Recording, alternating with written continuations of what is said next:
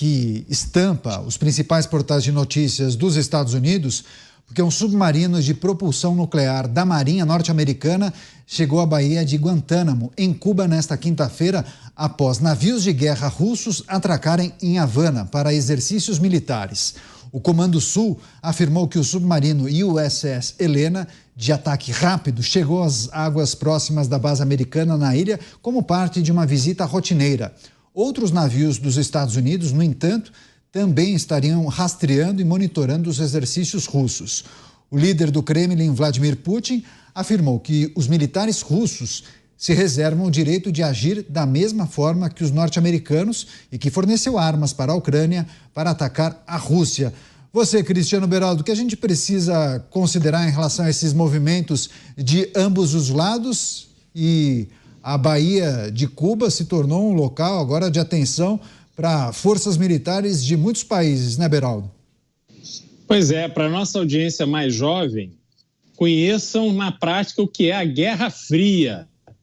Essa guerra que se trava e se luta com gestos, palavras, movimentos, mas sem disparar o tiro. E é isso que está acontecendo. A Rússia vai entrar em conflito com os Estados Unidos? Não, não vai. Muito menos na região de Cuba, porque Cuba é uma ilha, mas há um pedaço que é controlado pelos Estados Unidos, onde existe ali a base de Guantánamo, isso desde que Fidel Castro deu o golpe e tomou o poder. Então, a Rússia faz um exercício, uma encenação, Estados Unidos mostra o seu poderio militar e aí cada um passa o seu recado e depois cada um vai para o seu lado, porque essa guerra não interessa a ninguém. É isso que estamos vendo acontecer ali. Mota, essas movimentações de Rússia e Estados Unidos ali na bacia de Guantánamo, na Rússia, o que a gente precisa considerar nesses movimentos? O que é que está em jogo agora? Bom, a pergunta é o que os navios de guerra russos vão fazer em Cuba? Eles vão lembrar aos Estados Unidos que não existe almoço grátis. A presença russa ali na região é uma resposta à decisão dos Estados Unidos de liberar o uso de armas pela Ucrânia em operações de ataque. Até agora, os Estados Unidos só davam autorização para a Ucrânia usar essas armas para operações de defesa. Parece que a Rússia já avisou que vai testar em Cuba um míssil hipersônico. É uma arma que já foi usada na guerra da Ucrânia, contra a qual não há defesa possível. Parece que também, depois de Cuba, os navios russos vão fazer uma escala na Venezuela. Quem sabe já não tem um lugarzinho guardado para eles aqui no Porto do Rio de Janeiro também. Você, delegado Palumbo, é importante a gente lembrar a nossa audiência que houve uma manifestação das autoridades da Rússia dizendo que os Estados Unidos não deveriam se preocupar com esses exercícios que vêm sendo feitos pelos navios de guerra ali em Cuba. Será que os Estados Unidos estão tranquilos com isso, delegado? Não, não creio que estão tranquilos, tanto é que enviaram um submarino, né? Proteção é um braço de ferro para ver quem tem mais força.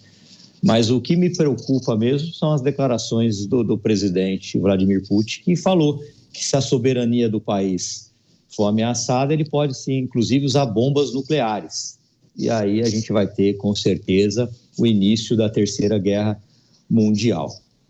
Programa Os Pingos nos Is, em destaque essa notícia internacional importante que estampa a capa dos principais portais de notícias dos Estados Unidos e também da Europa, a reação dos Estados Unidos após a Rússia enviar navios de guerra a Cuba. Você, Beraldo, quais são as repercussões nos Estados Unidos e também o posicionamento de Joe Biden? Se puder, rapidamente, também explicar aquele vídeo em que Joe Biden aparece congelado. Eu recebi, acho que uns 15 memes com piadas distintas, mas ninguém sabe exatamente qual é a condição de saúde de Joe Biden, o Beraldo. Joe Biden é esse pai que simplesmente solta a mão do filho, o filho que se vire, que foi condenado por uso de drogas, compra de arma e etc. Ter mentido no processo de compra de armas, porque ele é um drogado e ele não poderia ter uma arma. Essa é a regra do jogo que ele não cumpriu. Olha ele aí, então, Beraldo. Pois é. Agora, olhe para essa figura né, pense, a nossa audiência, pense qual é a preocupação efetiva de Joe Biden nesse estado de permanente êxtase com navios russos na costa de Cuba. Assim, claramente haverá dificuldade, inclusive, de lembrá-lo aonde fica Cuba, aonde fica a Rússia, o que são esses navios. Quer dizer, visualmente está claro que não há a menor condição de Joe Biden colocar os Estados Unidos hoje contra qualquer outro país. Ele não tem condição de liderar uma guerra, e este é o papel do presidente dos Estados Unidos, é ser o líder, sobretudo, do exército no momento de guerra. E os Estados Unidos sabem disso, o Congresso sabe disso, os aliados de Joe Biden sabem disso. Então, hoje ele está sendo contido, olha lá, ele olha para o vazio, ele cumprimenta pessoas que não estão ali para o lado errado. É uma coisa absolutamente constrangedora. E eu, de novo, acredito que ele não terá condições de levar essa campanha à reeleição até o final e possivelmente vai se aposentar antes da urna, antes desse desafio da urna em novembro de 2024. Vamos ver. Pois é, 30 segundos para você fechar esses vídeos constrangedores de Joe Biden. Agora, Donald Trump se utiliza disso também em suas redes para criticar a possibilidade de Joe Biden voltar ao poder ou permanecer no poder. Mota, 30 segundinhos.